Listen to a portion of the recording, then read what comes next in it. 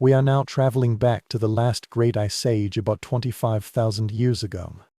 At that time, ordinary people were very similar to you. They were gently and continuously pushed along on cold nights, which would take away the breath in your lungs and the life of your limbs. Before we embark on this quiet journey to the ancient fortress of winter, let's drift together to a world composed of mammoth-bound shelters, piles of embers, and the soft, endless rhythm of survival under the frozen sky. Imagine you stand at the edge of a huge open plain, with the sun setting behind distance, no minus-capped mountains and icebergs. The wind came before dark, carrying a bone-minus chilling coldness that pierced through every crack of your clothes and exposed every piece of your skin.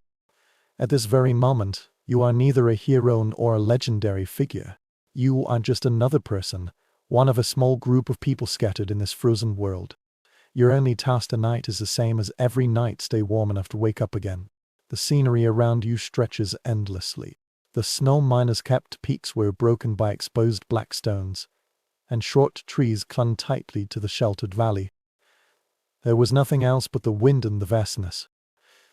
The moon rose pale from afar, casting a long shadow that changed with a gust of wind. Your shelter is nearby, half of which is buried in a shallow depression. You and your team have strengthened it for many seasons. This frame is made of the huge bones of mammoths. The curved ribs arched up above the head like the framework of an ancient cathedral, bound together with tendons and covered with thick layers of animal skins. Snow was deliberately piled up around the base, and the gaps in the ceiling blocked the fiercest wind. The interior space was dim and enclosed, filled with the smell of smoke, corpses and the faint musk of old fur. There is still work to be done before night falls completely.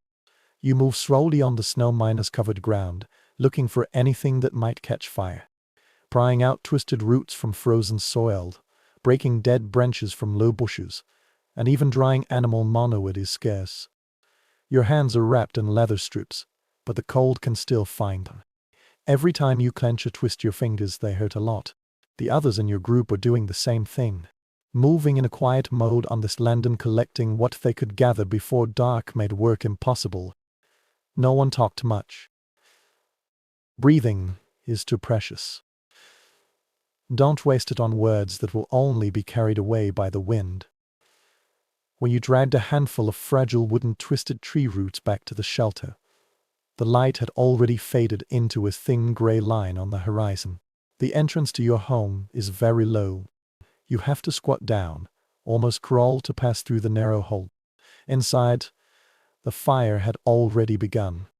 Others coaxed out a small flame from yesterday's embers and carefully fed it with dry and ossen twigs until it caught and grew.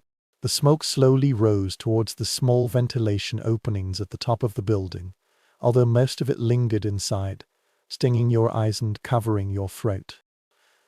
You're already used to it. You hardly notice it. Place the collected wood near the fire, close enough to dry, but not too close, or it will catch fire. It feels good to be hot on your face, but the cold still presses on your back. It reminds us that the warmth here is always partial and always controversial. Your clothes are layered. The soft leather adheres closely to your skin, followed by the inner fur for warmth, and then another layer of thicker leather on the outside to shield from the wind. This should be enough, but never enough. The animal skin gets damp due to your breathing, the melting snow and the sweat from collecting wood. Tonight, they will slowly dry by the fire, giving off a faint steam, and the air will be filled with the damp smell of animal skin. You are sitting on a pile of furs behind the shelter. The place you designated for sleeping has been worn smooth by countless nights. A child, perhaps yours, perhaps your sister's, curls up beside you seeking warmth, their tiny bodies trembling slightly beneath their fur. You put your arms around them. Their heat and yours mixed together, and a small exchange made both of you a little warmer. Dinner is ready.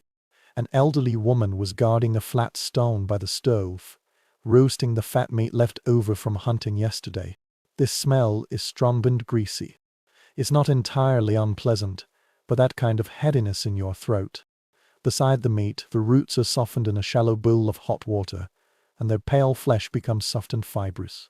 When the food is ready, It will be distributed quietly and efficiently. Still hot and a little bitter. Chew slowly and mechanically. The meat is very tough and smoky, and it requires patient work to decompose. The roots have a smell of earth and charcoal. This is not an enjoyable meal. It's just fuel, nothing more. It's the calorie that keeps your body warm for a long time to come. You can feel the fat settling in your stomach, a heavy presence, and your body will gradually convert it into heat. This will never be enough. You always feel a persistent sense of low hunger, a feeling that your body is consuming reserves that cannot be fully replenished. Around you, others are also eating in the same quiet way. There is very little conversation. A few soft comments, a question about tomorrow's plan, and a gentle guidance for the child. This emotion is not serious, but it is very serious. Everyone knows what is needed tonight. With the last ray of light vanished outside, someone moved over to close the entrance more thoroughly, pulling a heavy piece of leather through the opening and pressing it down with a stone. The cold air that has been seeping in has been reduced to a trickle, although it will never completely stop. Is now at the center of everything. It crackled gently, its light dancing on the curved bones above its head and casting changing patterns on the leather wall. Tonight someone, a young man of about 20 years old, was entrusted with the responsibility of putting out the fire. He sat by the fire, feeding them carefully, watching the wood burn and making sure the children were alive. This is not a charming character. It requires continuous attention, a meditative alertness throughout the night. If the fire goes out, the cold will fully enter. If it burns too fast, the wood will run out before dawn. Under the pull of fatigue and sleep, this balance must be maintained hour after hour. For a while, his face was illuminated by the flames. His eyes were half-minus closed but still alert, though you didn't say it out. It might be your turn tomorrow night. This role is taken on in rotation by those who are old enough, and it is a shared burden that no one can escape. The warmth of the fire can only end here. If you sit too close, your face will get hot and your back will get cold. If you leave, the chill will seep into your bones within minutes. You find a spot somewhere in between, close enough to feel the heat in your hands and face, and far enough for the smoke not to choke you. The child beside you moved a little, snuggling deeper into your side. You adjusted your leather coat to cover them more completely. The wind is starting to blow. You can hear it moving on an open plain. A deep and steady groan seemed to be everywhere. It brushed against the hidden walls from small crevices, whistled gently through the ventilation opening at the top. This sound remains consistent with a strange sense of soothing, a rhythm full of silence. Occasionally, you will hear other sounds. The cracks in the ice in the distance are moving, the faint cries of some animals moving in the darkness, and the soft creaking of the snow under its own weight. You listen without any reaction, categorize the sounds and assess whether there are any that require attention. They never do. The night outside has its own world, a world beyond your control. And don't try to enter. Your eyelids have become thicker, the weight of the child pressing on you, and a long day's work minus all of these pull you to sleep. But the sleep here is not the kind of peaceful forgetting you might imagine. It is fragmented, interrupted by the cold, by the sounds outside, and by the instinct to check if the fire is still burning. You floated for a while, neither fully awake or fully asleep. In this space her thoughts wander back to the hunt 3 days ago, looking forward to tomorrow's mission. The side turns into as any minus-formed image, which might be a memory or a dream. You see that people's faces are no longer here, their features have been blurred by time. You will feel the warmth of the summer that won't return for months. You woke up a little, only noticing that the fire was still burning and the child was still breathing gently beside you. Close your eyes again and let the darkness take you away. The night still goes on. Hour after hour passed, not measured by any clock, but by the slow consumption of wood, the gradual cooling of air, and the changes in sleeping body positions. Someone coughed softly. Some people are still muttering to themselves in their sleep. The firefighters added another piece of wood. The flames rose briefly and then stabilized. Your body will have a slight pain, your buttocks will be pressed against the hard ground, your shoulders will be stiff from maintaining one posture, and your joints will still be very cold despite having layer upon layer of fur. You moved slightly, trying to relieve your discomfort without being fully awake. The child moved, sobbed softly, and then sat down again. You draw them closer and share your warmth. At some point in the dead of night, you will be more alert. The fire had turned into a bed of coal emitting reddened orange light, but less light than before. The firefighter was still awake. His face was haggard from exhaustion and his eyes were fixed on the embers. He reached out for another piece of wood, carefully placed it on the coal, and waited for it to bite. You watched this small ceremony with a sense of reverence. At this very moment, his vigilance is the key for you to withstand the cold. The wood slowly caught fire, the flames licking one side and then spreading out. The light rose again, dispelling the darkness. The firefighter nodded to himself. Satisfied, you close your eyes and drift once again. The night outside is the coldest now. A few hours before dawn, the world seems the coldest and the quietest. In the shelter, the corpses huddled together, sharing the heat in the postures they had learned over countless winters. An elderly man was sleeping with his back to the stove, wrapped in the thickest fur. A young mother was taking care of her baby under a pile of animal skins. The baby's voice was very soft and almost inaudible. Two hunters slept together, their breaths synchronized, and their bodies created a shared warm pocket. The firefighters remained awake, kept watch alone at night, and watched the flames with patient eyes. Finally dream of flying through a plain bathed in sunlight. The grass is green and soft, and the air warms your skin. You can see animals in the distance. Reindeer, horses and bison moved slowly on the land. There is no cold, no hunger, no joint pain or sore fingers here. This is a place where your brain creates from the fragments of memories and desires. Temporarily escape the reality of winter. But even in your dreams, you know that's not true. And know that when you wake up, the cold is still there. This fire still needs care. A long work of survival will continue. The morning came very slowly, almost reluctantly. The darkness outside changed from black to gray, and faint light began to seep in through the cracks in the walls. The firefighter's face was pale from exhaustion. He woke up the person on the next shift, calmly said a few words and handed over the responsibility to him.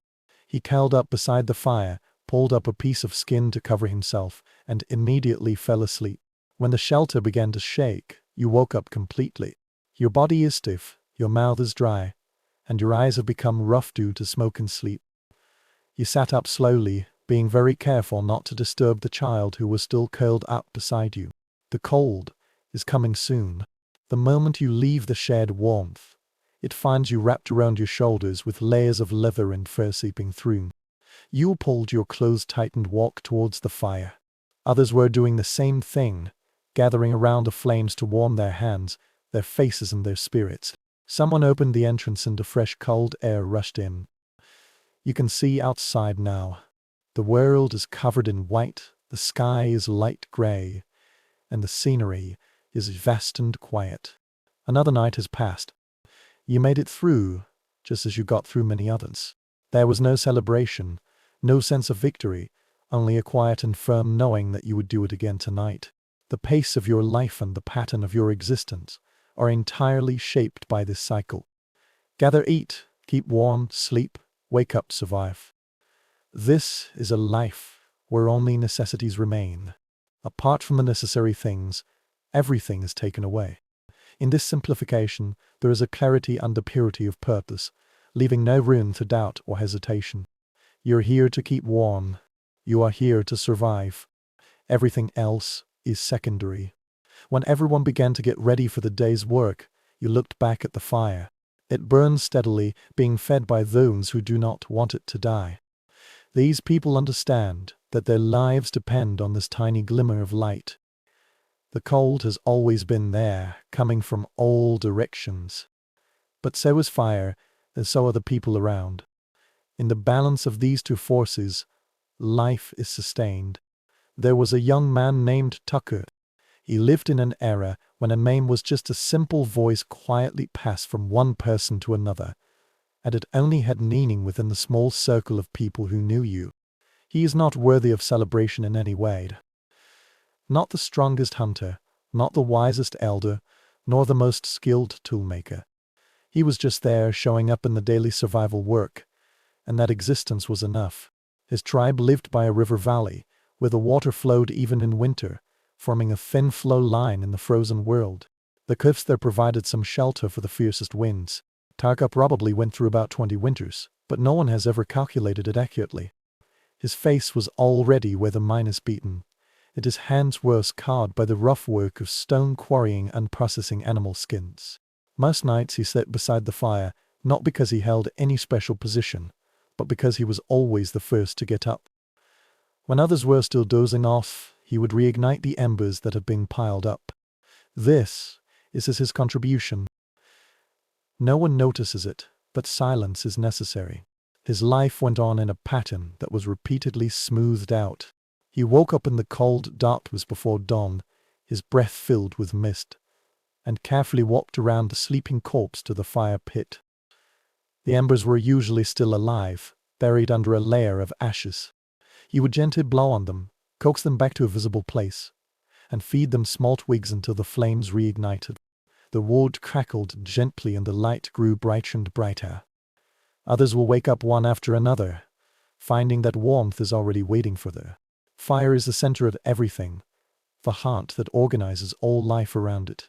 Without it, they would just be trembling animals in the dark, waiting for death to come to them. When the fire burns out, Taka will walk out into the gray light before dawn. At this time the world is always silent. The wind has not yet risen, and the sky is pale and vast. He would move himself away from the shelter, stand for a while, and look to the other side of the valley to observe if there were any movements, animals, or signs of danger.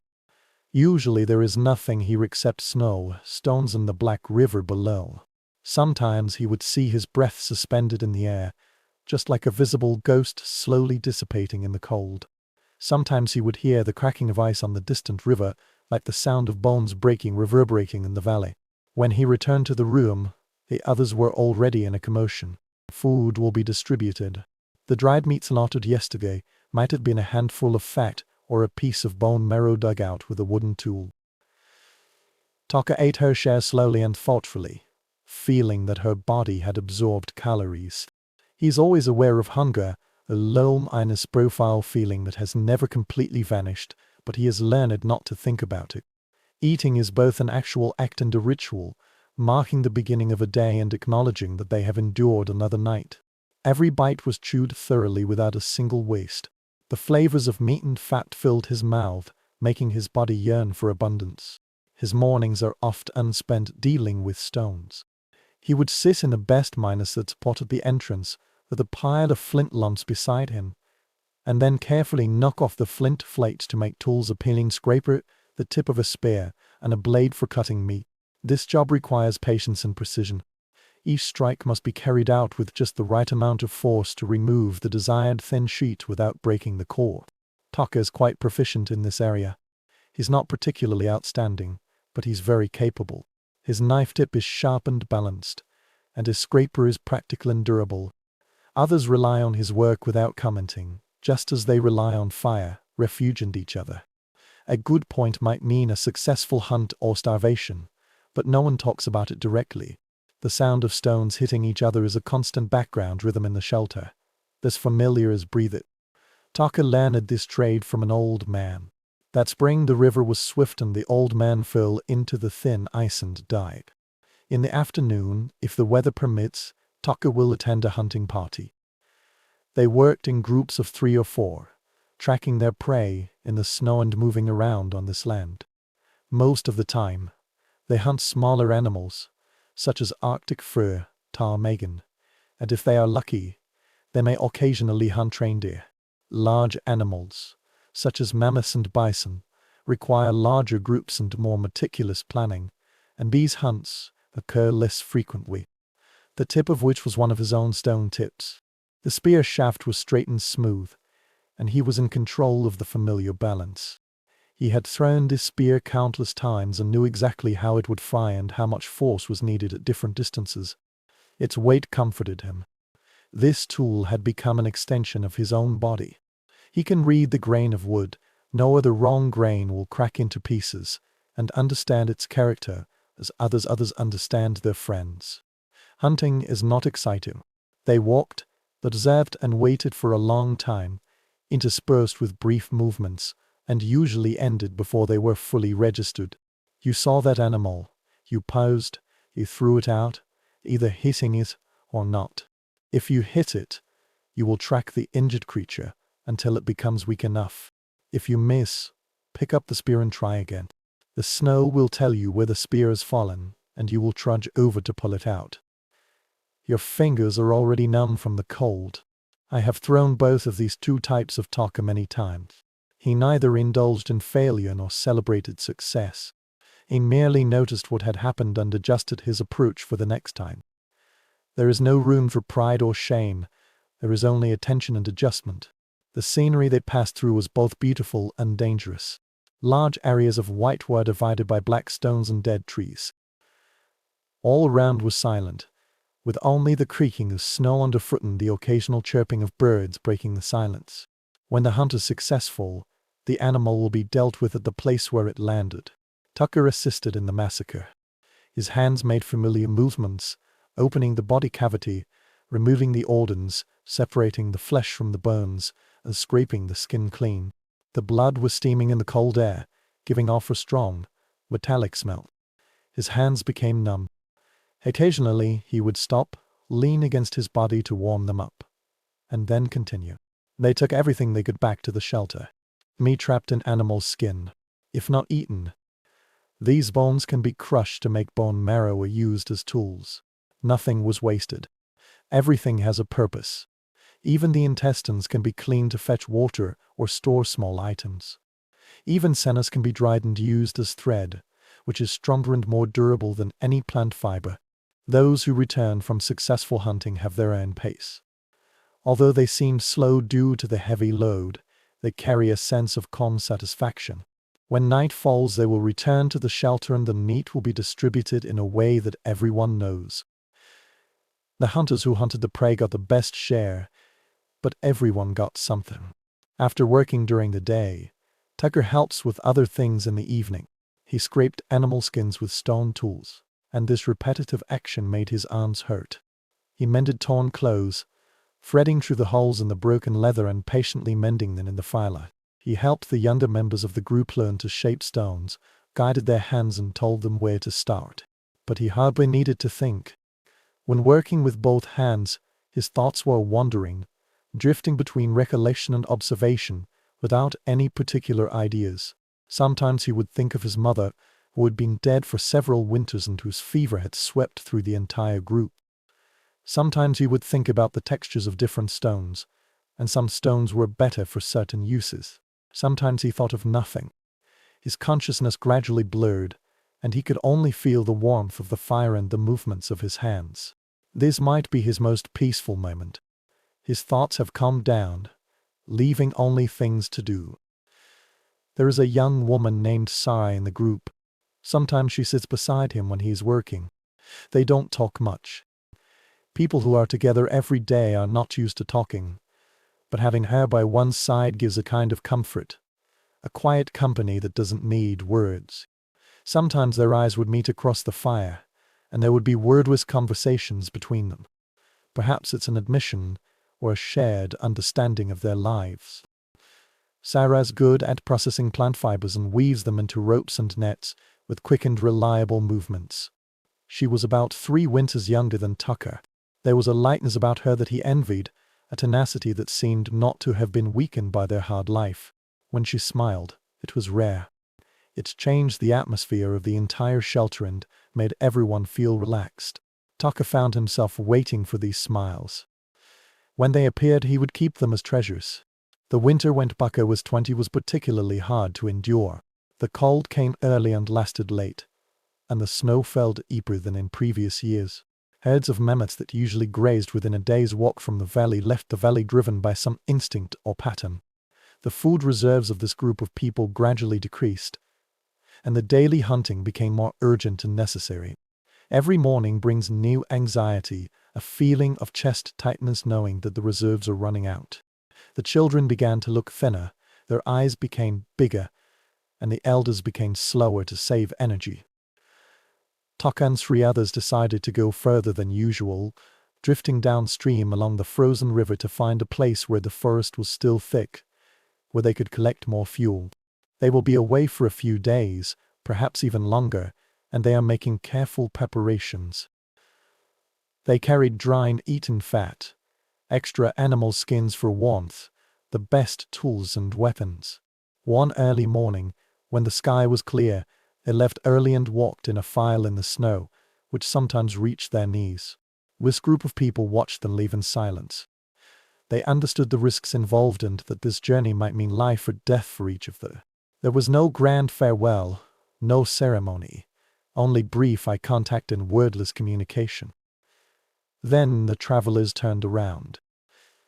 This trip was exhausting. The cold persisted, pressing on them from all directions. As they left the sheltered spot in the valley, the wind grew stronger and stronger. Tucker's face became numb and his fingers stiffened in the handbag. He focused on placing one foot in front of the other, keeping in step with the person in front of him and not thinking about how far they still had to go. His legs were burning hot from straining, and his lungs were aching from breathing in the cold air. Breath was like swallowing a knife. He learned to breathe lightly through his nose, warming the air up a little before it reached his lungs. They crossed an open wilderness where no plants were growing. The frozen marsh had us cracking and groaning under their weight.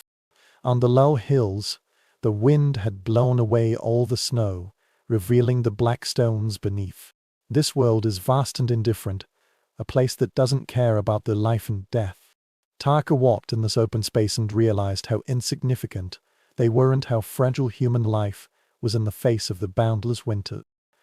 They were just for figures, moving across the boundless white canvas, almost invisible in the snow. In the evening they stopped and made a small fire with the wood they carried with them and any branches they could find nearby. The fire was not enough, it was just enough to warm their hands and cook a small meal. Their sleep was intermittent. Taka curled up beneath his animal skin. Despite the layers of snow, she was still trembling, listening to the sound of the wind and the movement of ice blocks in the distance. He thought of the refuge in the valley, of the grace of fire and the warmth of many people. He felt a strong longing, almost a physical longing. But he didn't complain. None of them did. This is exactly what we need. Talking about discomfort is meaningless and a waste of energy. It's better to spend your energy on endurance. The second night was worse than the first. The temperature dropped so low that their breathing froze on their beards and eyelashes. Tucker felt his body start to stop functioning, sensing the dangerous drowsiness brought by the real cold. He forced himself to stay awake and kept moving his fingers and toes. On the third day they found what they had been expecting. A rock protruding from the ground formed a natural suspension, deep enough to offer true shelter, with a large number of fallen dead trees there. More importantly, they discovered a deep natural depression in the snow at the bottom of the outcrop. This is a kind of cave, formed by the wind hollowing out the space under the falling snow. The 4 of them worked together to improve it. They cut down branches and used them to reinforce the walls, filling them with snow to insulate against heat. They spread animal skins at the entrance to make a door that could be closed. They collected some stones and formed a rough circle around them as a fire pit, so that smoke could escape from a small gap they had left at the top. This work walled them up, their blood began to flow again, and their limbs gradually regained sensation. Taka's hand was in severe pain during the thawing process. A burning sensation brought tears to his eyes, but he was glad because it meant he hadn't lost a single finger due to frostbite. When they were done, they created something that was almost like home. They made a fire in the room and carefully fed it with a large amount of dead wood. For the first time in several days they felt true warmth. The hot air filled the cramped space, reflecting on the snow wall. They sat closely together, their bodies relaxed and their faces flushed red. They cooked the meat, ate it slowly, let the food settle down and let the warmth seep in. Just like being reborn. Just like being resurrected from the dark underground world. Felt his muscles tense. He didn't even know that it was flowing out of his body. That night, Taka slept more soundly than he had in the past few weeks. The wind outside was howling, but the snow wall remained motionless, and the fire kept burning, taking turns to care for it. He didn't dream of anything. It was just a deep blank rest that his body desperately needed. When he woke up, he felt a near-minus satisfied sensation, a rare feeling in his life. The others had woken up and added fire to the fire. The room was warm and bright. Wrench does not refresh you, it does not energize him. For a moment, he forgot where he was and thought he had returned to the great shelter. They stayed in the snow cave for another 5 days, collecting as much firewood as possible and resting in the warmth of the shelter. During this period of time, Taka found himself observing an old hunter named Otto. He seldom spoke, but his appearance aroused people's quiet respect. Otto has a history of about 40 winters and is considered ancient by the standards of their world. His face was covered with wrinkles. His body was scarred by old injuries, but his eyes were sharp and clear. He lived longer than most people. From his behavior, it can be seen that he knew some things that others didn't. He acts frugally, never wasting his movements, and never expending unnecessary energy. One night they were sitting by the fire when Otto began to speak. His voice not loud and not like a formal story, it was just an observation. He talked about other winters he had experienced, about the times when food was scarcer and the entire group vanished into the cold and never returned. He talked about the importance of patience, the importance of not expending energy unnecessarily, and the importance of believing in the patterns that have enabled people to survive for generations to come. His voice, having been through any battles, was hoarse, but his words were clear and cautious. Taka listened without answering. He understood that this was not a conversation but a form of education. The transmission of wisdom is not through teaching but through quiet sharing. After Adoke finished speaking, no one answered. The fire crackled and the wind blew. Everyone understood what they were saying. The subsequent silence made one feel fulfilled rather than empty, brimming with the weight of the knowledge passed on. Falke felt that his understanding had changed. Otto CK's words provided a framework for his experiences. The return journey is easier than the outbound one. They were carrying heavy logs, but now they knew the way and their bodies were at rest. Take walked with a firm determination. His mind was calm and his goal was clear. When they finally saw the familiar valley cliffs towering in the distance, he felt a peaceful relief. To be precise, it's not joy, but rather the right feeling of returning to where one belongs. This group of people welcomed them back without any ceremony. People shared food and stored wood, and life returned to its normal pattern. But during this trip, some changes took place in Taka. He came to understand the value of preparation, the value of patience, and the value of creating warmth in places where there is no warmth. He realized that survival does not depend on heroic actions, but on continuous efforts, doing necessary things day after day, without complaint or without expecting anything in return. He already knew that he could endure more than he had imagined, and his body could be pushed far beyond its limits. In the following weeks, Taka found himself taking on more responsibilities in the team. On long nights, he took care of an old man who began to cough, brought him warm food, tidied up his fur, and sat beside him when he was coughing so hard that he couldn't see. L's name is No View. He was once a great hunter, but age and injuries have turned him into such a weak figure, standing by the fire, waiting for the spring that may never come. His breathing was very difficult, crunching in his chest. Sometimes he coughed very hard, with blood all over his lips. Take has no resentment towards this responsibility. For many winters, No View had been keeping this group of people alive. Now it was Take's turn to do everything in his power to offer help. He also spent time with a younger child, a girl about 8 winters old, teaching her basic fire safety knowledge.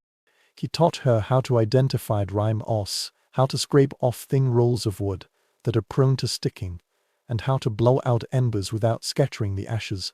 The girl looked at her seriously, practiced the movements, and occasionally asked some questions, in her small and quiet voice. Taka patiently replied, recalling that he had been taught the same thing before and understanding that this knowledge was the most important gift he could pass on. Her name is Lena. Her mother passed away last winter due to childbirth. She was raised by a group of people, just as she did when her parents passed away. One night in the depth of winter, something happened that would accompany Tolkien for the rest of his life.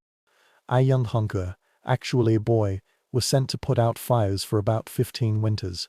His name is Kyle. He is eager to prove himself to show that he can be entrusted with important tasks. But Kyle was also exhausted from a whole day of hunting. At the darkest hour of the night, he fell asleep. The fire went out. The coal went out. The coldness has completely entered. It crawled in like a living thing, invading every corner of the shelter and seeping into the animals' skins and furs. Taka was awakened by a bone-minus chilling cold, which was even more intense than usual, seemingly penetrating all the fur and animal skins. He sat up and immediately found the fire had gone out. Where there should have been flames, only cold ashes remained. Around him, others also began to wake up and realize the same mistake. Carl was curled up with a dead fire pit, still sleeping, not knowing what had happened. Panic is instantaneous and thorough. The surge of adrenaline brought Taka completely awake. In the depth of winter, a pile of dead fire means death to everyone. Promptly, he shook Carl awake, his tone stern. It was the first time someone had heard him raise his voice. He opened his eyes wide in confusion. When he saw the extinguished flame, his eyes widened in terror. His face turned pale and he began to tremble, not because of the cold but because of fear. They worked together to bring it back to life to be on the safe side. Taka put the embers in another small pit, which he had learned from Otto K. They carefully moved them to the main fire pit, fed them with the driest moss, blew on them until their lungs ached, and gradually reignited a tiny flame. He worked patiently for nearly an hour, but eventually the fire returned, turning from a spark into a glow and then into a true flame. Taka's hands trembled while he was working, partly because of the cold and partly because he was too focused. Every breath should be precisely measured and every refueling should be carefully timed. The crisis passed and the shelter gradually regained its warmth. But this incident shocked everyone. They all understand how close they are to life and death and how small the gap between them is. The extinguished fire revealed their fragility and reminded them that survival was not guaranteed. Kai was crushed by his failure. He sat beside others with his head in his hands, and no one spoke to him. It wasn't because he was angry, but because he had nothing to say. He made a mistake and almost everyone paid the price for it. This is the reality of their existence. But the next morning, Taka walked up to Kel and sat beside him. He offered no comfort or guarantee. On the contrary, he shared his own story once. He failed to set the trap properly and lost a meal that would have been very easy to get. He mentioned that failure is part of learning, and it is important to remember that the fear of making the same mistake again keeps you on your guard. Hal listened, his expressions softened. He nodded slowly, realizing that he hadn't been kicked out and that he would still have a chance. Taka also told him about the spare embers and showed him the spare fire pit, where they could keep a small number of spare fires at any time. This is a technology that not everyone is aware of, a piece of knowledge that might save lives one day. Winter continues to advance slowly and coldly. Days pass naturally, and only small events can distinguish them. A successful hunt, a broken skein in need of repair, a story shared with fire. Life maintains its own pace. The same tasks are repeated endlessly, and the same challenges are constantly faced and dealt with. But in this repetition there are also some quiet moments, a glance with Sarah, a word of praise from Nuff, and scenes where the young girl successfully lit a fire on her own. These moments may not be considered happy, but they can be regarded as happy. They prove that life is not merely about survival. Even under the most difficult conditions, humans can create small connections and purposes. Taka began to understand that the significance did not lie in grand postures or extraordinary achievements, but in these meticulous and capable small and repetitive actions. He was very satisfied because he knew that the fire would not go out. The tools would be very sharp, and the children would learn what they needed to know. One particularly cold night, Sarah moved closer to him and sat by the stove. They sat there amicably and silently for a long time. Then, without even glancing at him, she placed a small package in his hand. Inside were the ropes she had woven, complex and sturdy, dyed with plant pigments, showing patterns of darkness and light. This is a kind of beauty that has nothing to do with survival. Beauty is merely because beauty itself is a resistance to the cold. Then at her, and nodded in gratitude. He tied the rope to his wrist, which would remain there for the next few years, a small connection mark. Winter has finally begun to relax and the days are gradually getting longer. One morning, Tucker went out and saw signs of change. The texture of the snow has changed, becoming softer and starting to tighten under its own weight. Although the sun is still very weak, its light has taken on different properties. Birds that had not shown up throughout the winter began to reappear, their calls sharp and clear in the cold air. This group of people began to prepare for spring, checking their tools, discussing which direction they would follow the migrating herd, and planning their journey in advance. Lunch does not refresh you. They feel that they have survived another winter and will soon obtain more accessible resources.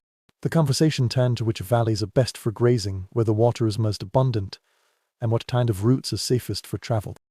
These decisions affected the following months, and everyone contributed their observations and memories.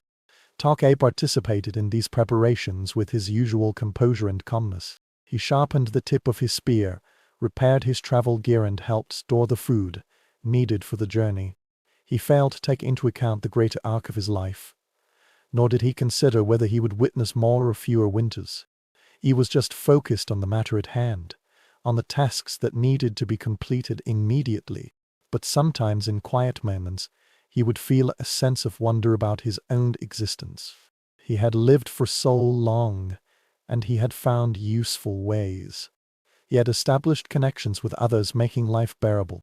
This thought he couldn't express in words, but it was right there, in a warm center of his chest. One night, as the sun was setting in the western sky, Tok-A stood outside the shelter, gazing at the valley. Small open areas began to appear in the river below, and the ice in some places started to break. For the first time in several months, the sound of flowing water was heard. He thought of all those standing in similar places, looking at similar signs of spring and feeling the same cautious hope. He recalled all the winters in the past and all the winters to come.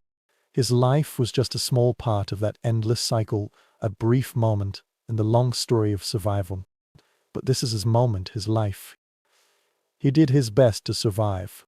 He kept the fire burning. He has taught children. He has taken care of the elderly. He made the tools on which human beings depend for survival. His life was neither glorious nor extraordinary. But this is already enough. This is exactly what humans do. They endured it. They help each other. They moved forward quietly in the cold until the warmth returned. The wind rose slightly, carrying a hint of warmth, indicating the approach of change. Tucker closed his eyes, allowing this sentence to seep through his heart. This messenger from a kinder world. Tucker turned and went back into the room, back to the fireplace, surrounded by those familiar faces. The night ahead will be very cold, just like all nights, but it will pass. As usual, morning would always come, and he would wake up as usual and start anew. Deep within the earth, beneath layers of permafrost and compressed snow, there are places where humans once lived. These places have been preserved by the cold, retaining the traces of life's flickering and fading thousands of years ago. Archaeologists sometimes find shallow depressions, stone circles and stains on the soil that has been burned in the landscape. When they carefully and gently brushed away the soil, they discovered fragments of a world that had already vanished. What do these fragments tell us? Less than we hoped, more than we expected. They speak an absent language, talking about what once existed, but now only the remaining things hint at them. The scattered flint chips around a special stone indicate that someone has been working there for several hours or days. The patterns of animal bones, which are divided for the bone marrow and which are intact, indicate the determination of food, energy consumption and survival priorities. The circular column holes are filled with black soil, hinting at the building that once stood. The carefully stratified ash deposits indicate that in the same place, fires have occurred year after year and throughout the 4 seasons. But all of these are dry facts and archaeological data. They failed to capture the experiences of life, nor did they capture the human aspects of these lives. For this, we must imagine, in fond dream of traveling back in time to the past. Link about the cave itself. It is not a natural limestone cave, but a space deliberately dug by humans on the hillside or formed with snow, bones and animal skins. This was the earliest building and the first time that humanity made a demand to nature's indifference. Each cave has been reused, modified, abandoned, and sometimes even reused. The same depression on Earth is home to different families and different seasons. Everyone is adding to their own level, new ashes, new broken tools, and new decisions about where to make a fire and where to sleep. Over time, these places accumulate memories in physical form. The Earth itself has become a kind of archive, recording the patterns of human behavior with stains and fragments. But these places also record some other things, some more difficult to explain. The evidence of rituals transcends the behaviors directly necessary for survival. Why did people in the Ice Age paint on the walls of caves deep underground? These places are hard to reach and have no practical significance. Why do they carve small statues from huge ivory, spend hours working, without tools, weapons, direct food or a source of warmth? These questions lead us into a realm where archaeology can only offer hints and can never provide definite answers.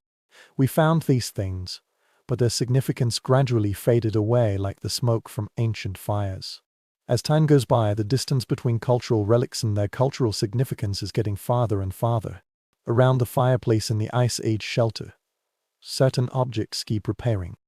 Holes were drilled in the small stones, parallel lines were engraved on the bones, and there were also pendants made of animal teeth and shells.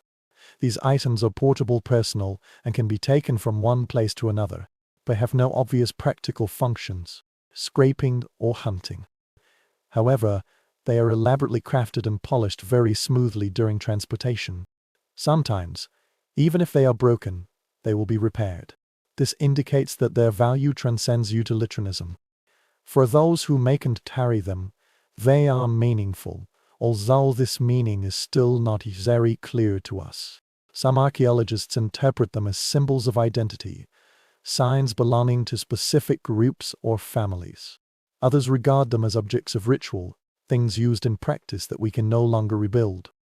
Some people still think they are just beautiful.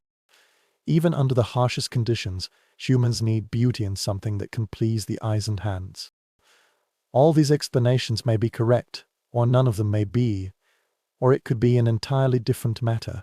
What we can be certain of is that people in the Ice Age did not purely live in a material world with food, fire and shelter. They also lived in a world of symbols, meanings and connections, all of which transcend what is visible at hand. Fire itself is not merely a source of warmth and light. It is also a gathering place in the center of social life organization. The circle around the fire is a place for telling stories and making decisions. Here, this group is not merely a collection of individuals striving to survive. In some shelters, archaeologists discovered carefully arranged evidence, with stones arranged in patterns and spaces divided in different ways, indicating that different areas had different functions. There may be a difference between a sleeping place and a working place, and a place for preparing food and a place for making tools. These spatial divisions imply a kind of social organization and understanding. That is, different activities require different spaces, and even in one room, life has a structure. The act of creating these divisions itself indicates that in an unpredictable world, order and predictability are needed. However, there is also evidence suggesting that some practices seem to be more symbolic and more closely linked to belief systems that we cannot fully understand. In some Ice Age sites, animal skulls were found to be arranged in a special way and placed in niches facing specific directions.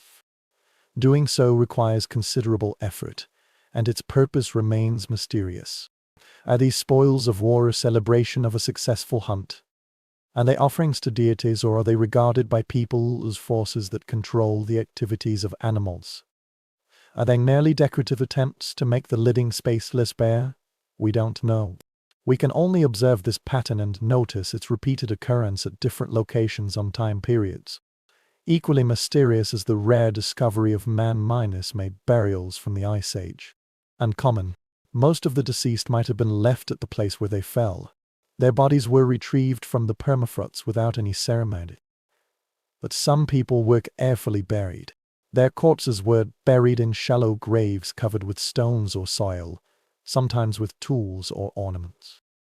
A famous cemetery was discovered in present-day Russia, where the remains of 2 children lay head to head. Their bodies were covered with tens of thousands of shell beads, which had once decorated their clothes. The time required to make these beads, string them together and sew them onto the cleanse. It must be huge. Some people attach great importance to these children and are willing to spend time letting them die with decoration. This is something that transcends survival, a bond of love, responsibility or faith that transcends the struggle of survival. The act of burial itself represents a profound leap in cognition. Understanding death is not merely the end of the animation, but a transformation that needs to be acknowledged. The deceased were not only abandoned but also tended to be abandoned, which indicates that the concept of personality still exists after breathing. Cave paintings might be the most unforgettable evidence of this inner life. In the caves of Ice Age Europe, deep in the passageways without sunlight, people painted the images of animals on the stone walls.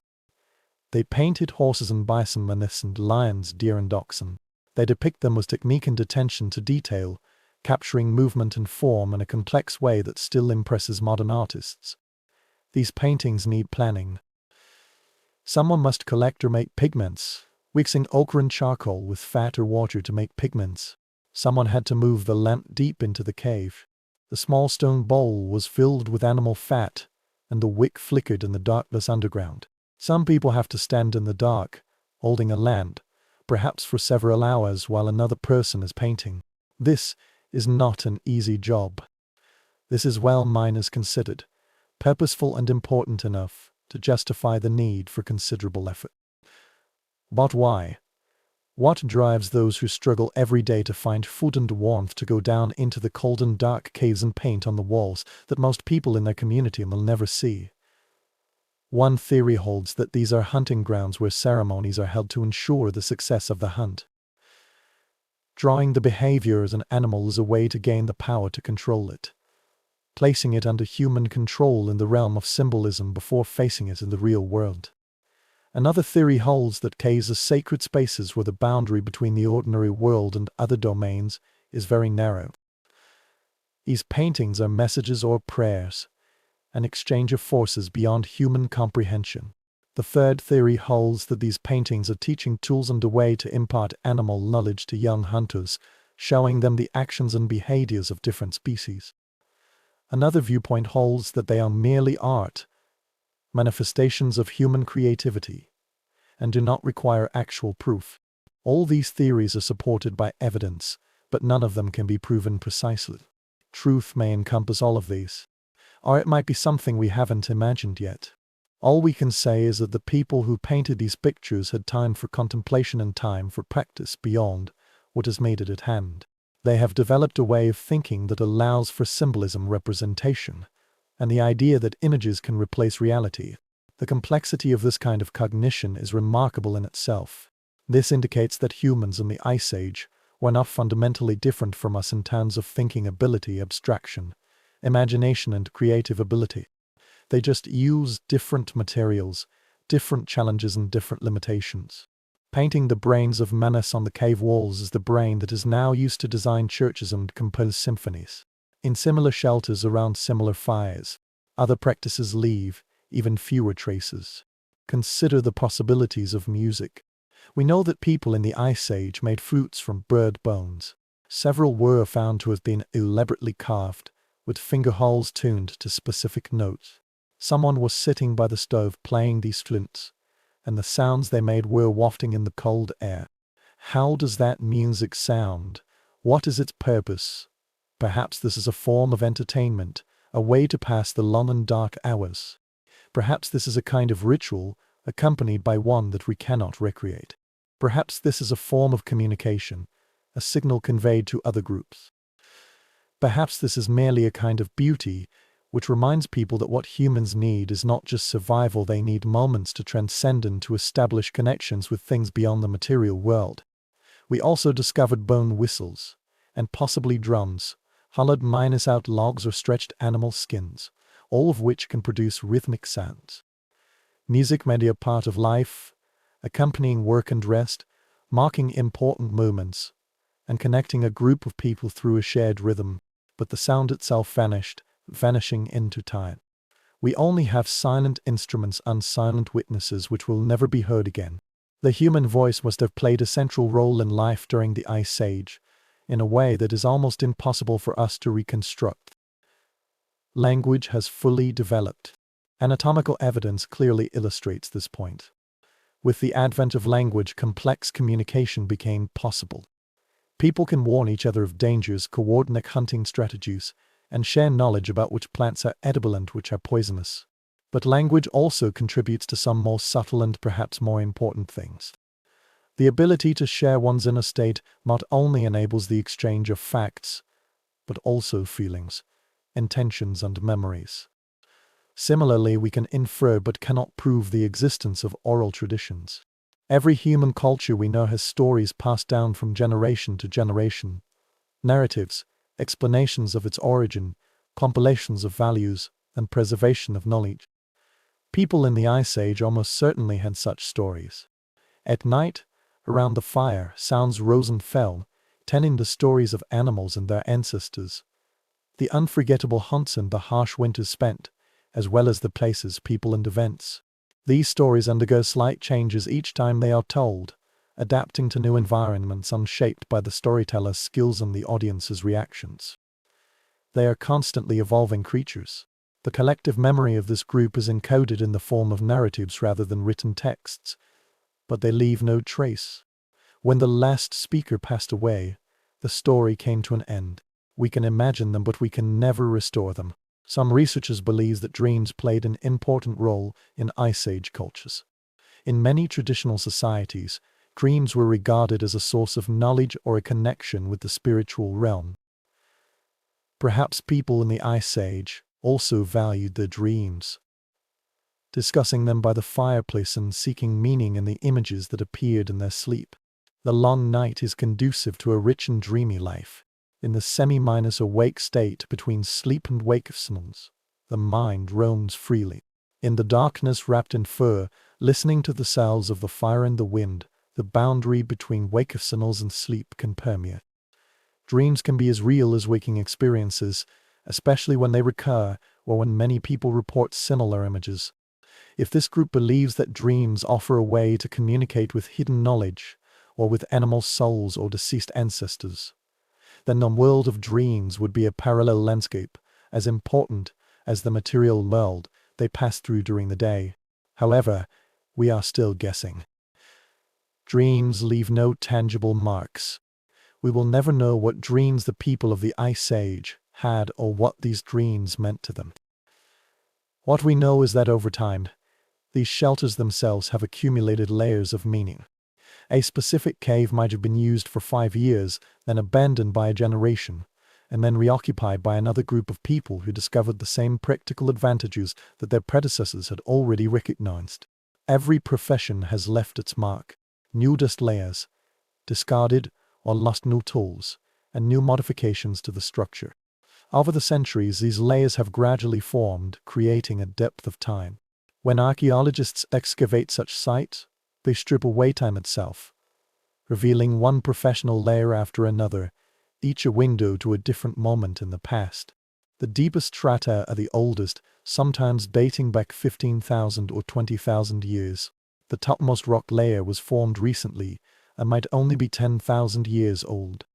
Between these two lies all the forgotten moments, all the fires that were lit and then extinguished, all the cooked and eaten meals, and all the nights that survived. Proper excavation of these sites requires great patience. Each layer must be recorded. Every cultural relic is catalogued and every sample is collected for analysis.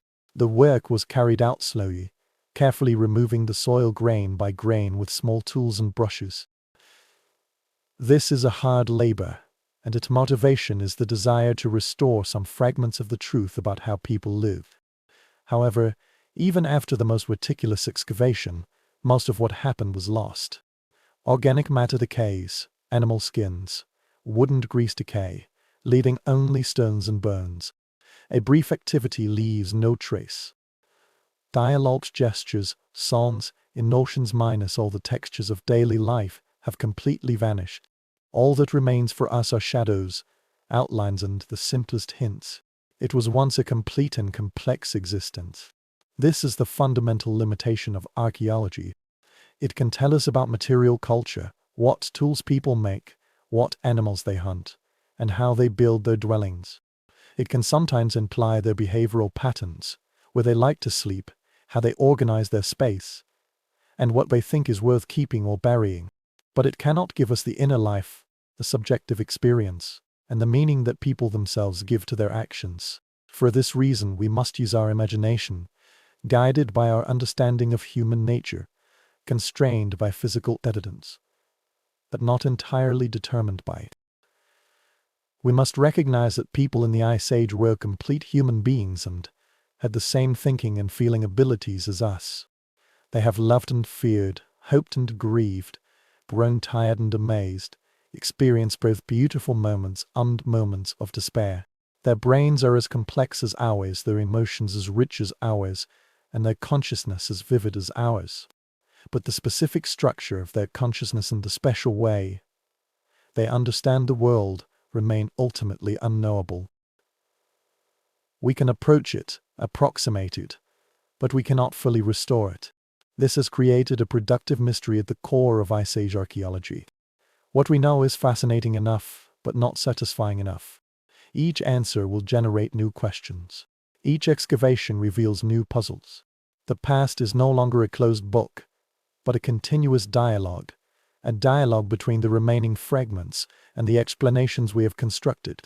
In this conversation, we begin to understand some important things about human existence itself. We can see that the struggle for survival, no matter how cruel it may be, is never a pure material struggle. What human beings need is not merely food and warmth. They need beauty, need meaning, need connection, and need to transcend. They need to prove their existence in this world, create something that lasts longer than their own lives, and pursue something beyond the present. People in the Ice Age carved small statues, painted caves and made music. They were also engaged in the same basic human engineering. In the face of indifference, they adhere to their humanity and create something meaningful in a world without an inner purpose. Their shelter is not only a physical structure but also a psychological one. Here, human values can thrive. Here, groups can maintain their identities and cohesion. And here, the fine threads of culture could be preserved and passed on. These spaces do not merely represent the protection of elements. They are the stages where human dramas are staged. Today, as we stand among the ruins of these shelters, as we hold the tools they made or study the images they drew, we are connecting across vast distances. The life we come into contact with, no matter how short it is completely different from our own life, but in essence it is similar. We are reminded that we are part of a long bloodline, a chain of survival and creativity that extends through countless generations. Every innovation, language, art, social organization and technological development that we take for granted originated from the cold refuge of the Ice Age. Every person alive today is a descendant of an Ice Age survivor who endured the cold nights and entered a warm era. Their resilience is encoded in our DNA. Their innovations are preserved in our cultural memory. We are their legacy, proving that their efforts have not been in vain. Perhaps this is the most mysterious place. It's not about what people in the Ice Age believed, felt or dreamed of, but how they managed to persevere and how they maintained hope and purpose in an environment that should have destroyed them. I know that warmth is always temporary and coldness will always return. How do they find the strength to go on day after day, winter after winter? The answer partly lies in the social bonds they form. This network of mutual obligations and support keeps individuals from facing the cold alone. But it must also exist within some endurance that humans possess. Even in the midst of difficulties, one can find the meaning of life. People in the Ice Age had no choice but to give up. There is nowhere else to go, no rescue, and no easier way to take. They could only go on. They did just that. In discontinuation, and this quiet and persistent refusal to surrender, they have opened up space for the development of human culture, the prosperity of language, art and technology. Coldness has always been there, but so is fire, and so are the people gathered around it.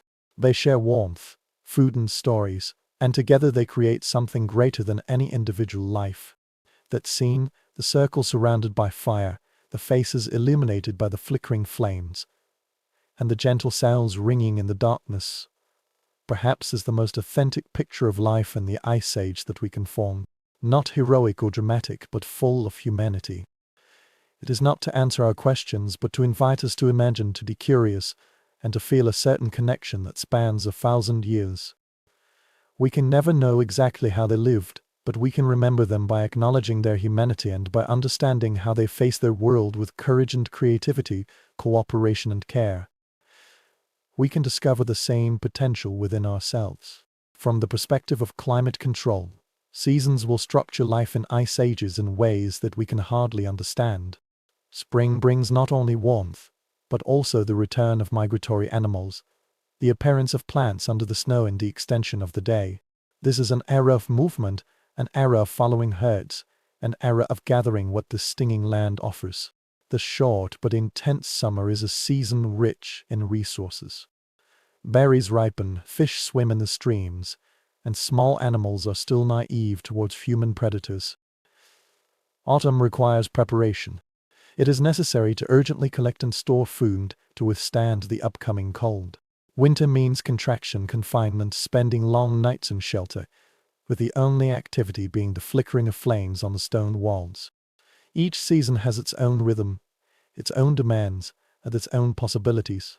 The people living in these places have gained a deep understanding of this land and a keen perception of subtle changes, which we have basically lost. They can understand the behavior of animals, predict weather patterns and know which valleys can avoid the worst winds. This is a very difficult piece of knowledge, which was gained at the cost of the lives of those who guessed wrongly and is preserved in the memories of the survivors. The relationship between humans in the Ice Age and the animals they hunted was complex, and we can only partially reconstruct its meaning. Animals are food. Of course, it's the difference between survival and hunger. But they're also dangerous, powerful, and possess qualities that humans admire and even envy. Mammoths were huge and seemingly invincible, that they could be defeated through human intelligence and cooperation. The cave lion is a predator and killer, but it is also elegant, efficient and perfectly adapted to its ecological niche. The murals in the cave imply a sense of reverence, acknowledging that these animals are not merely resources but creatures worthy of attention and respect. The act of hunting itself is full of ritual significance. Preparations may include fasting, isolation, and wearing specific clothing or accessories. Hunting is not only physical but also mental, a confrontation with the mystery of life and death. When an animal falls down, when its blood stains the snow, and when its carcass is slaughtered and shared with people, these are all meaningful moments. Nothing was wasted. Lunch does not refresh. The bones turned into tools and ornaments. The animal skins turned into clothes and coverings. Sennas turned into a line. Animals have been transformed. Their substances have been integrated into human life, and in a sense, their power has been transferred to those who eat them. This complete utilization demonstrates practicality and respect. To commemorate the death of this animal, people must ensure that no part is left idle. However, there are also some animals that are not hunted or are rarely hunted. Some creatures often appear in cave paintings, but rarely in food scraps. For instance, cave lions or long minus-haired rhinos. Are these animals too dangerous to be hunted regularly, or are they sacred, unless in special circumstances they are allowed to live in some way? We have no idea. But this pattern indicates that people in the Ice Age made a distinction. Not all animals occupy the same position in their cosmology. The social structure of Ice Age groups remains a mystery to a large extent. We can infer from the size of the shelter and the pattern of the artifacts that the group is relatively small, possibly consisting of 15 to 30 people, and is a large family bound together by kinship and interdependence. Leadership, if it exists in any formal sense, has left no clear archaeological marks. There is no obvious hierarchical system, no obvious terms of the elite, and no structure indicating centralization. This does not mean that the societies of the Ice Age were equal in any modern sense. It's just that power, if it existed, its expression has not been preserved in archaeological records. Perhaps leadership depends on the situation. The best hunters lead the team when hunting. The most knowledgeable old mans are just collecting plants. The most persuasive speaker mediates disputes. Perhaps authority stems from age, from experience, from demonstrated skills, rather than from inherited status. Or perhaps we simply lack evidence to see the hierarchy that is obvious to those living in it. It is obvious that cooperation is indispensable. No one could survive alone in the Ice Age. The organization provides warmth through shared body temperature, safety through the number of people, and efficiency through division of labor. Children born in such a group are born in a network composed of obligations and protection.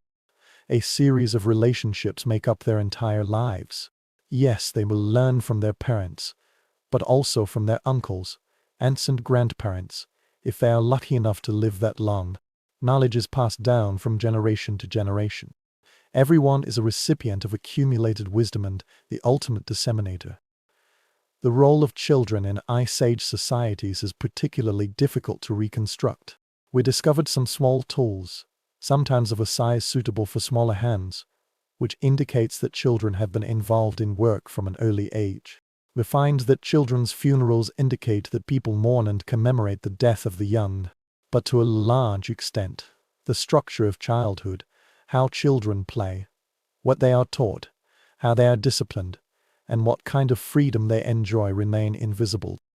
We can assume that they learn through observation and imitation, observing adults and gradually taking on adult tasks.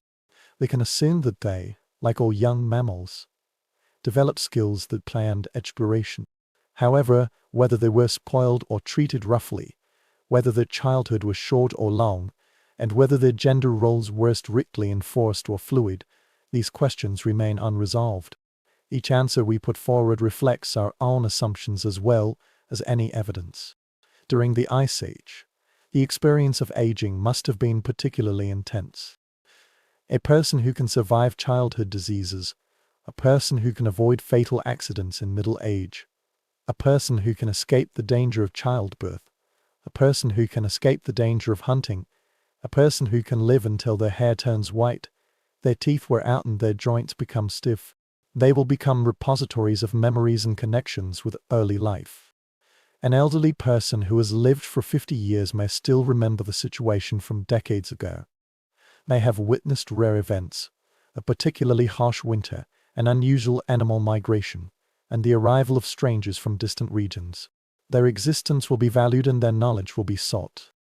But they will also become increasingly vulnerable, make less and less physical contributions, and rely more on others' care. When there is an abundance of food, this may not cause a problem. However, when resources are scarce, difficult decisions may be necessary, such as whether this group can afford those who cannot keep up with the pace, and how to allocate resources when they are not enough for everyone. We have found evidence that some people survived with serious injuries or disabilities. A person with shriveled arms who lives to old age. The bones of a woman indicated that she was unable to chew her own food in the last few years of her life. Someone fed her, took care of her and made sure she survived, although she couldn't contribute in the traditional way. This shows sympathy for social bonds that are strong enough to support disadvantaged groups. But we also know that not everyone has received such care. In many of the ruins there are no elderly people, which indicates that death often comes before old age, or those who cannot keep up with the times are left behind.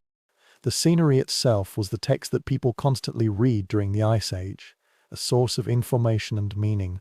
Hills and valleys are not only geographical features but also places of historical connection and practical significance. This valley might be the place where deer gather in spring. That hillside might be the best flint for making tools. This cave may be famous for its paintings, but we can only guess the purpose for which it is occasionally visited. This land is not depicted on paper in digital form, but in memory and oral traditions. Each feature is named and described. Traveling in the scenery is moving in the web of meaning. Every landmark evokes memories and associations.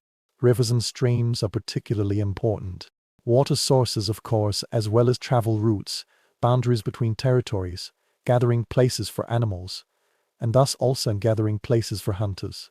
A good fishing spot may be visited year after year and generation after generation, becoming a place where fragments accumulated from human activities pile up and countless food bones gradually turn into fossils. The night sky must also be very important. Without artificial light, the brightness of stars would be almost beyond our imagination in a world polluted by light. People in the Ice Age would watch the stars spinning above their heads and notice their patterns, which changed with the seasons. Did they tell stories about constellations? Did they see the shapes of animals, ancestors, or mythological figures in the constellations? Do they use stars for navigation, marking time and predicting seasonal changes? We can only assume that they did so. Such an obvious and reliable resource would not be ignored. The moon will also always exist. Its phases mark the passage of time, and its light makes traveling on a clear night possible. That apart from its practical uses, the moon may also have symbolic meanings. It follows a regular pattern from the new moon to the full moon and then back to the full moon, echoing the natural cycle of growth and decline. Its pale light might be regarded as different from sunlight. Mysterious and latent power. The weather is both an enemy and an ally. A clear and cold night may mean dangerous temperatures, but it also allows for stargazing and conversations under the campfire that last until late at night. A snowstorm may trap people in shelters for several days, forcing them to get closer to each other and causing a shortage of food supplies. Wind can make hunting impossible, or it can be used to drive animals closer to waiting hunters. Rare rainfall in frozen areas may be a harbinger of global warming and a sign of seasonal changes. Every weather pattern will be recorded, interpreted and remembered. Knowledge is crucial for survival. Building a shelter requires a detailed understanding of the materials and their properties. Which stones can retain the heat of a flame and still emit warmth long after the flame is extinguished? Which branches will bend without breaking and be useful for the frame? How can we seal the gaps so that no wind can blow in while allowing smoke to escape? People in the Ice Age, through countless attempts and failures, worked out complex solutions. In extremely cold weather, a well-built shelter can be the difference between life and death, and the knowledge of how to build a shelter is precious, carefully passed on from experienced builders to those who learn this craft. In these shelters, the arrangement of spaces will follow practical and cultural patterns. The fire that has always been in the center will always be taken care of. If the conditions make it difficult to reignite, allowing it to go out could be disastrous.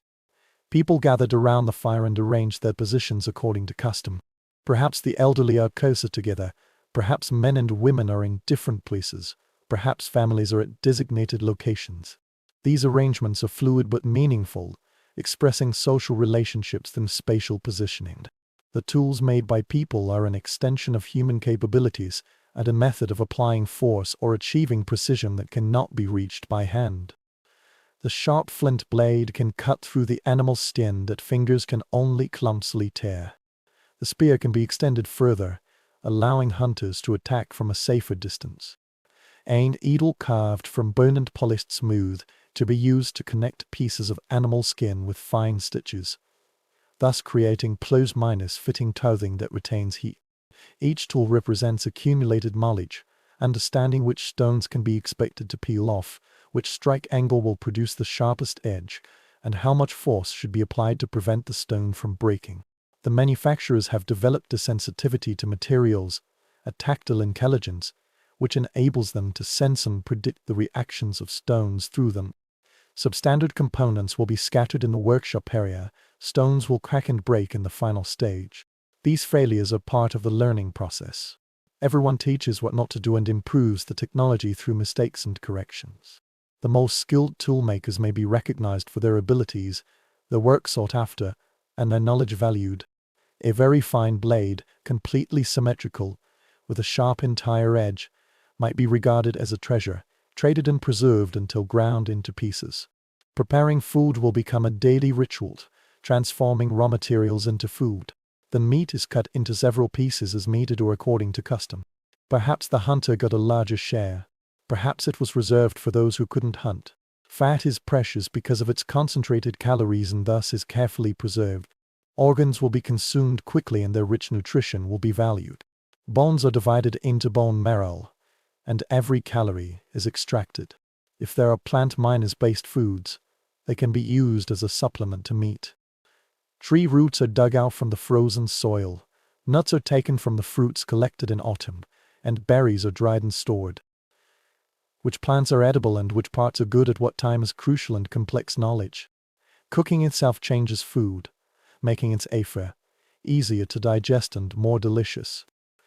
Meat roasted over fire acquires a flavor and texture that raw meat lacks. Some plants can only be eaten after cooking, as their toxins are decomposed by heating. At that time, fire was not merely about warmth, it was also a tool for change, a way to transform the world to better meet human needs.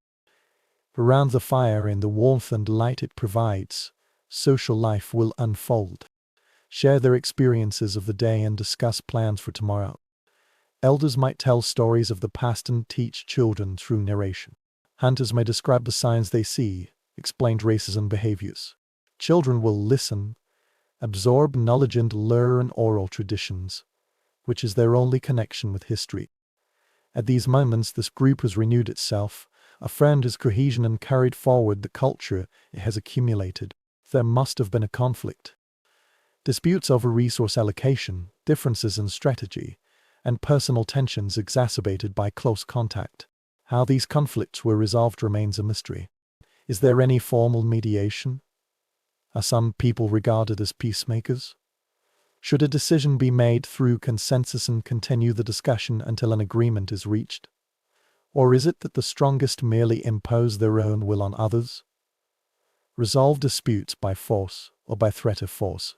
Different groups may develop different strategies, each of which is functional enough to keep them alive, but they differ in details.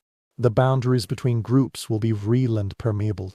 Adjacent tribes may view each other with suspicion and compete for the same resources, but they may also live in peace, trade goods, share information and form alliances through marriage. A young woman or man may leave their birth group and join another group, bringing in new genetic material, new knowledge and new perspectives.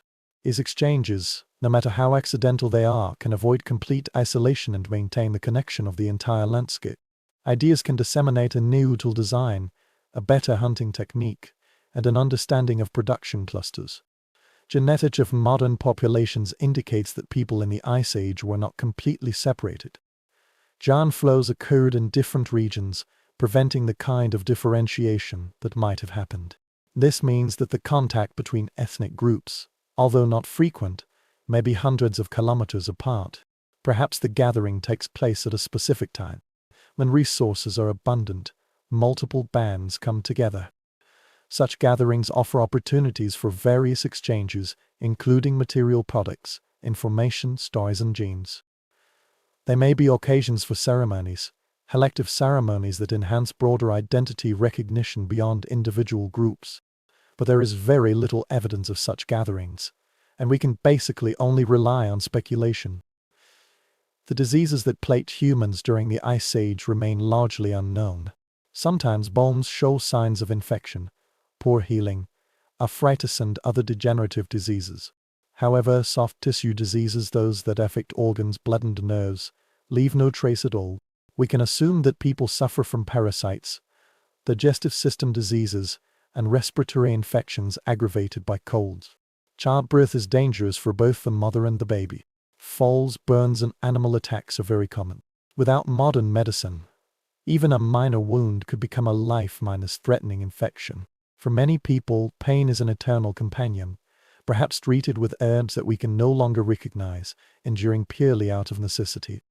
However, people survived, adapted to the environment, and carried on. Facts have proved that the human body has astonishing elasticity and can heal from seemingly fatal injuries. The constantly challenged immune system has become robust. Those adults have survived countless potential killers, and their physical condition has been proven by the trial. Within this framework of hardship and danger, there must have also been moments of joy. A successful hunt brought abundance. The child's first sentence. The return of spring. A particularly beautiful sunset painted the snow in the color of fire. Little happiness. The taste of fat. The warmth of fur. Laughter by the fire. These moments will not be recorded, preserved, or passed down for thousands of years. They will flicker and disappear like flames. But they are real. Just as cold and hunger are real, and just as any material product, they were out of life during the Ice Age. We will never know the names by which people in the Ice Age called each other, what words they used to refer to common objects, or the grammatical structure of their language. Language has left no fossils, no artifacts, and no lasting remnants.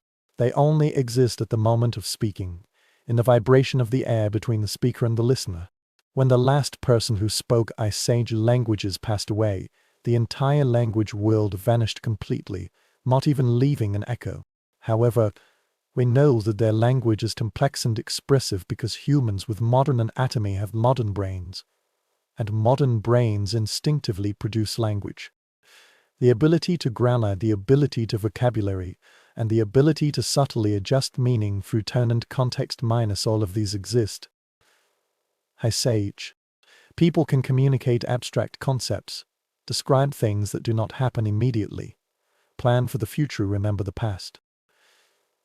Language might be their greatest tool, more important than any tangible artifact, enabling cooperation and cultural dissemination to reach a scale that would have been impossible without language.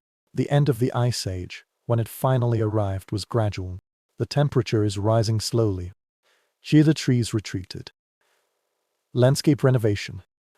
Animals adapt, migrate to new regions, or evolve to adapt to the constantly changing environment. Humans have also adapted. Their shelters and strategies are all changing to adapt to the new reality. The technology that helped them get through the cold has been improved and applied to new challenges. Some knowledge has been preserved and brought to a warmer era. Other knowledge becomes outdated, no longer needed, and is gradually forgotten. However, the continuous thread has still not been broken. In the circle surrounded by fire, not every position is equal. The subtle differences in social status determine where you sleep, what you eat, and how others talk to you. These differences are not remarkable. The society of the Ice Age did not have a hierarchical system like that of later civilizations. There were no kings or slaves, no strict class system, and no formal power institutions. However, there are still differences in the roles an individual plays in maintaining the survival of a group based on skills, age, mental authority, and others. Think of those skilled toolmakers. Their stone tips fly very accurately, their blades are sharp, and their scrapers can effectively process animal skins. The value of this person is reflected in specific and measurable aspects. Their work ensures the food, clothing, housing, and transportation of others.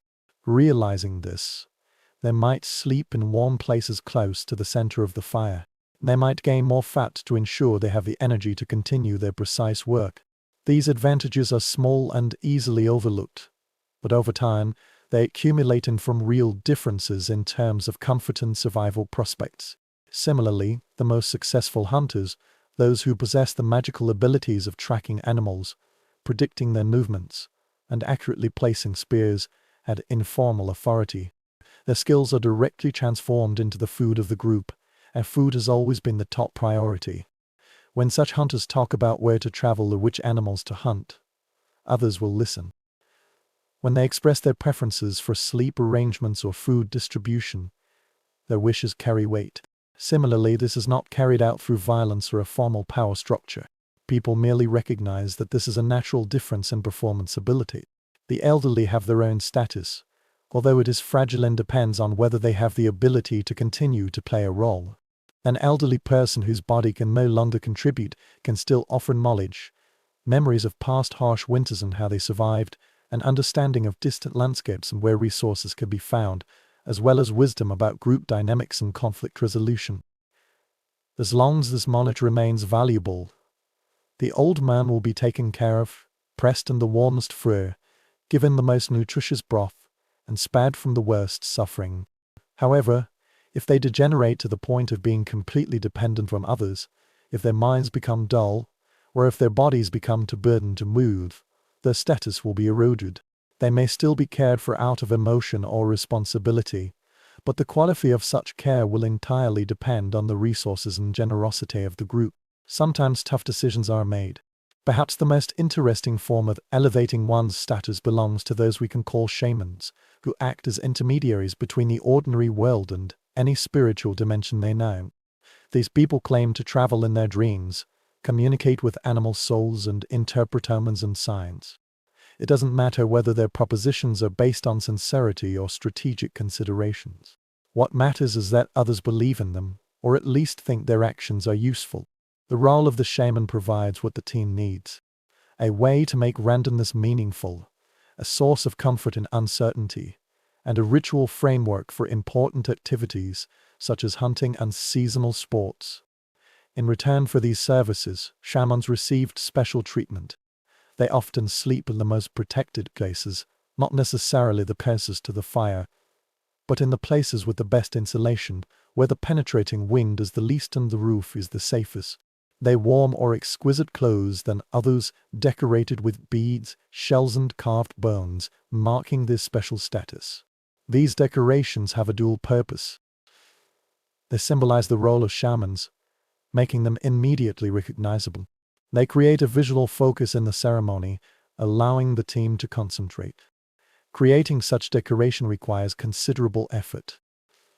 Some people can only drill holes in shells or bones with sharp stone tools, and this process requires several hours of patient work. Someone must collect or trade materials that might come from far away. Some of the shells discovered at the Ice Age site originated from the ocean hundreds of miles away. The fact that such efforts are spent on non-miners practical items demonstrates the significance of the shaman role. This group of people invest their resources in their spiritual experts because they believe that investment will pay off: successful hunting, safe travel and protection from misfortune. At the evening gathering, the shaman might perform a ritual before everyone goes to sleep. These rituals vary, but they usually all involve smoking. The fragrant smoke produced by the burning of certain plants or trees fills the refuge. Shamans move in the smoke, and the rhythm of the chanting or humming seems to come from somewhere outside their normal consciousness. Others would watch, mesmerized by the strange sounds coming from the darkness as the flickering flames streaked across the shaman-miner's decorated clothes. The ceremony creates a transition, the boundary between the active day and the fragile night. It offers a psychological comfort, a sense that the group has taken measures to protect itself from invisible dangers. It doesn't matter whether these dangers are real or imagined. Rituals work because people believe they do, and faith itself is powerful. After the ceremony, the shamans will settle down at the place where they sleep, and usually there will be others to help. Someone might offer them warm food, or adjust their fur, or check if they are comfortable. This kind of attention not only reflects respect, but also self-minus interest. A healthy and resting shaman is more effective in their role and can better provide the spiritual services that the team needs. At the darkest hour of the night, if someone wakes up in fear or confusion, they might look towards where the shaman is sleeping and find comfort in their presence. Shamans are believed to be more resistant to mental dangers and better at handling the uncertain boundary between wakefulness and dreaming. Knowing they were there unsleeping soundly indicates that there was no direct threat this night. Shamans cultivate an air of calm authority and never express fear or uncertainty in a way that others can observe. This emotional control is part of their role and as important as any ritual performance.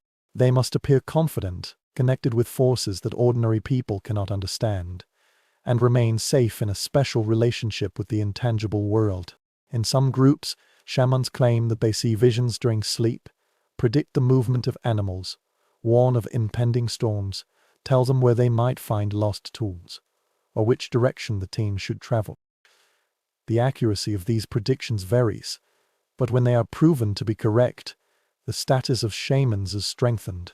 When they are proved to be wrong, explanations can be given. These souls are testing this group, either violating taboos or having their information misunderstood. This system has built minus inflexibility to protect the position of the shaman, even when the outcome is unfavorable. Pregnant women and breastfeeding mothers are another group of people who are protected. Their survival is crucial to the continuation of the group, so they receive special care. They sleep in places that can be easily moved when necessary. If they have to quickly leave their physical functions or take care of a crying baby, they won't be trapped there.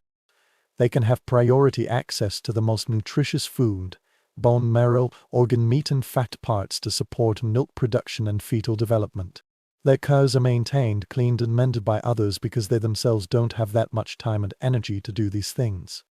When traveling in groups, pregnant women and new mothers are given a lighter load, and their speed is adjusted to accommodate the slower movement. These arrangements are not purely out of altruism. This organization needs children to survive in the long term. Supporting mothers is an investment in the future. But there may also be genuine concern, recognizing that pregnant and early mothers are in a vulnerable state and deserve support from the community. Some people's children, especially those of shamans or highly skilled hunters, may also receive slightly better treatment. They will sleep beside their parents in the warmest place, inherit better clothes and tools, and receive more patient education. Over time, these small advantages may combine to form an informal status spectrum passed down from generation to generation. A child who grows up with a good diet and a good education is more likely to develop valuable skills and become a successful hunter or a skilled artisan, thereby passing all similar advantages to their own children. But these differences should not be exaggerated. Even the most beloved people will face the same basic coldness, the same basic danger, and the same ultimate weakness. When the real harsh winter comes, when food and fuel are exhausted, status loses its meaning. The decorative clothes of a shaman cannot be eaten. Skilled hunters use fine tools, but fail to generate heat. Everyone suffers together, and everyone can eye together. In some archaeological sites, entire groups seem to have become extinct. The discovery of tools and personal items still inside the abandoned shelter indicates that the occupants left in a hurry or might not have left at all. At such moments, all differences in status become irrelevant. What matters is only the binary state of survival or death, warm enough or too cold. The perception that privilege is fragile and protection is limited must have influenced how people experience and express their status. Those who have an advantage should not be too obviously superior to others, nor should they be too aggressive. Teamwork is essential for everyone's survival. Alienating others through arrogance or excessive self-minus interest will backfire. Similarly, those with fewer advantages should not hold too much resentment either. The success of a skilled hunter means that everyone has meat to eat, not just the hunter himself. The rituals of shamans, whether effective or not, offer truly shared psychological benefits. This system is effective because it strikes a balance between individual cognition and collective needs. Status brings real benefits, but it also brings responsibilities. People expect shamans to perform rituals even when they are exhausted, to interpret dreams even when they have no dreams, and to show confidence even when they are uncertain. Skilled hunters are expected to share their prey and teach young hunters by setting an example rather than simply giving orders. Elders are expected to offer wisdom, mediate disputes and gracefully endure their own decline.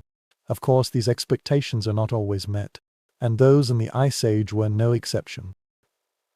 However, The social pressure to fulfill an individual's role must be considerable, enforced through subtle sanctions, slight indifference in interactions, a smaller share allocated, and less assistance provided when needed. In the confined space of the winter shelter, everyone can often be seen by others, and this kind of sanction will be strongly felt.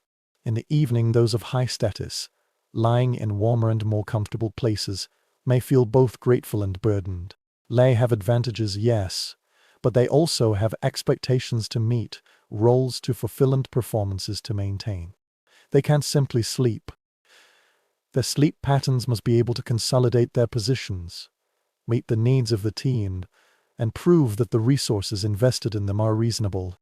A shaman who is sleeping poorly, tossing and turning, and muttering to himself in pain, they see their authority being eroded. For those who claim to have a spiritual connection, dreams should be easily realized.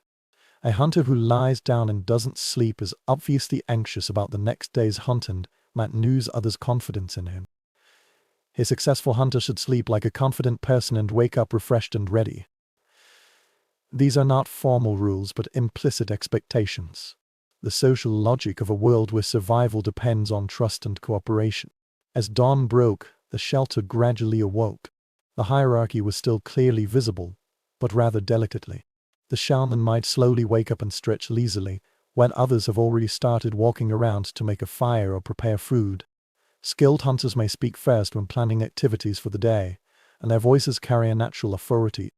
Pregnant women may be provided with their first breakfast, which is a sign of concern that doesn't need to be discussed. These patterns are so deeply rooted and standardized that they feel like natural laws rather than social constructs. Despite this, they were still constructed, established through countless small interactions, strengthened through repetition, and maintained through collective agreements. They can change. An individual's status may rise or fall depending on their performance. The situation may force people to reevaluate who deserves what. But change is slow and requires constantly demonstrating new values or the continuous failure of old expectations. Finally, the status differences in Ice Age societies were real but limited. They can determine whether your nights are a little more comfortable, whether your hunger is a little more severe, and whether your chances of survival in the severe winter are a little better or a little worse. But they cannot free you from the basic conditions shared by all.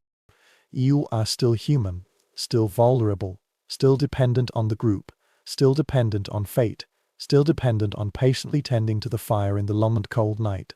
The shaman dressed in decorative clothes was still breathing smoke like the others.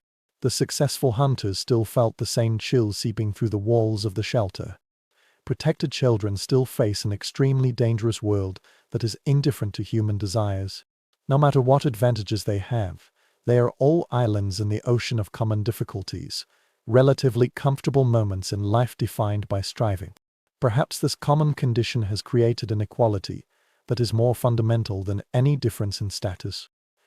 Everyone knows what it feels like to be cold, what hunger means, and what it feels like to lie awake and listen to the wind, wondering if morning will come.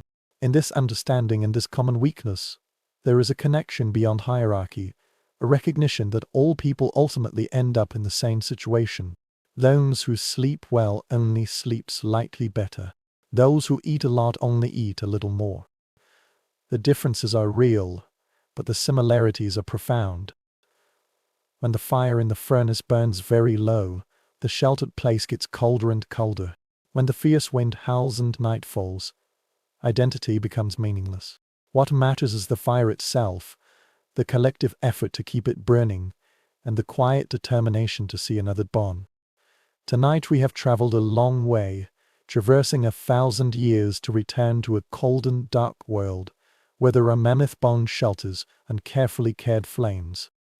We have imagined the heaviness of the winter in the Ice Age, felt the texture of survival, and spent the endless frozen nights minute by minute and hour by hour. We once walked side by side with Tucker, watching him gather firewood and make a fire, watching the shaman perform rituals in the smoggy shelter, and were amazed by the meanings of the cave paintings, which echoed in our ears like whispered questions we couldn't answer.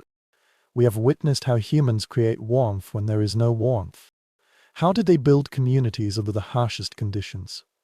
How did they persevere in seemingly unbearable environments?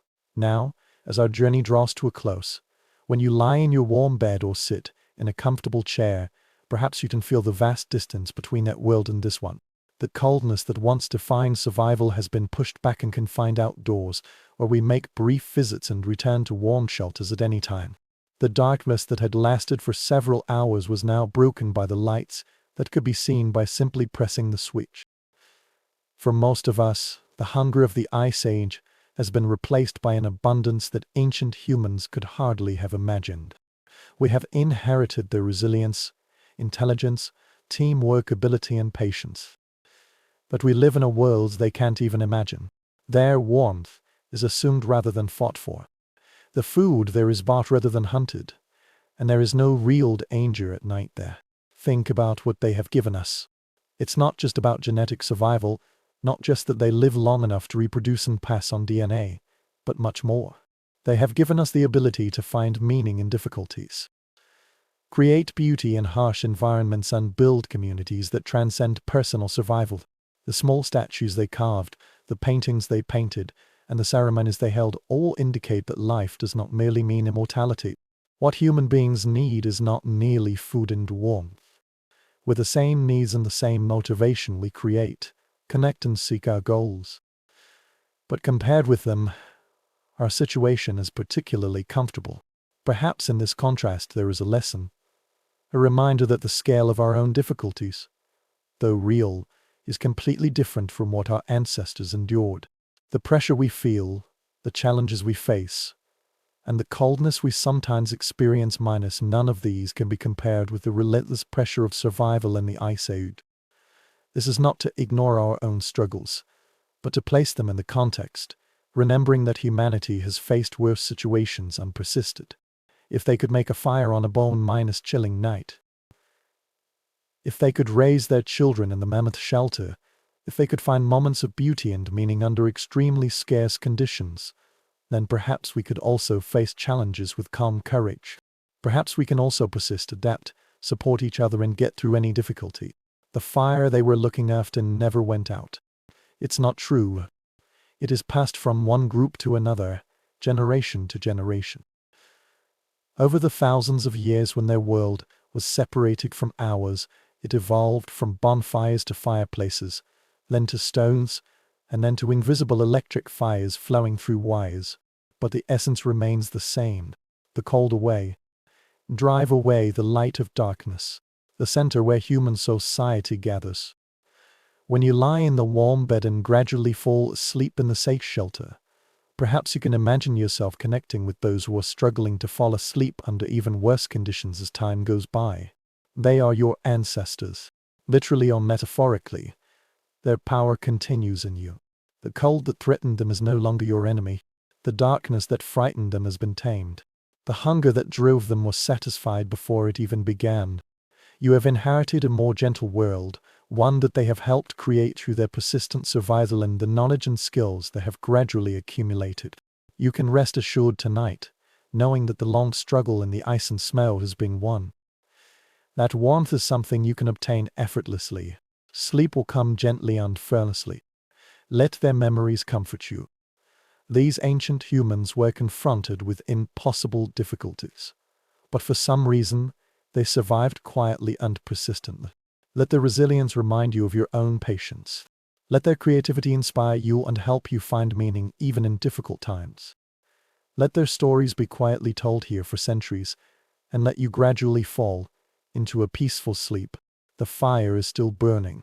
The night is no longer dangerous. The cold stays where it should be, outside.